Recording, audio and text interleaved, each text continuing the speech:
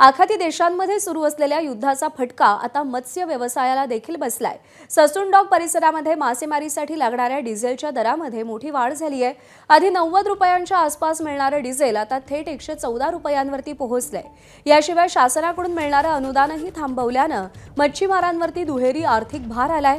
इंधन दरवाढीमुळे बोटी समुद्रात न गेल्यास निर्यातीवर विपरीत परिणाम होईल असा इशारा देत मच्छीमारांनी सरकारकडे तातडीनं मदतीची मागणी केली आहे। इराण, इस्रायल, अमेरिकेचं जे युद्ध सुरू आहे त्याचा फटका दिवसेंदिवस जागतिक पातळीवर बसू लागलेला। पण विशेष बाब म्हणजे की मुंबईला एक मोठा समुद्र किनारा आहे आणि या समुद्र किनाऱ्यात मासेमारी केली जाते।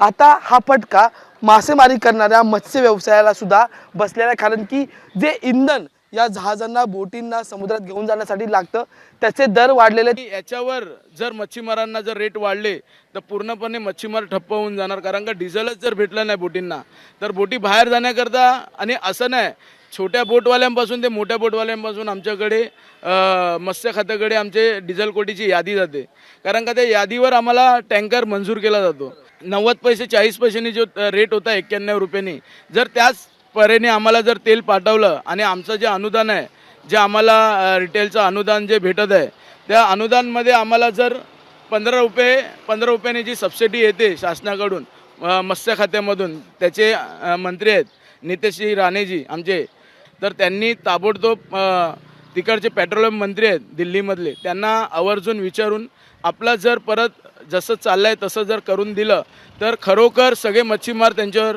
खुश होतील। व्हिडिओ जर्नलिस्ट रोहित कांबळे, मी अजय माने, एबीपी माझा, मुंबई।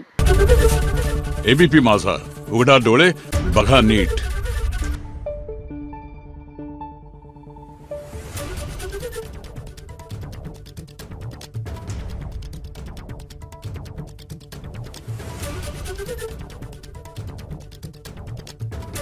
Thank you.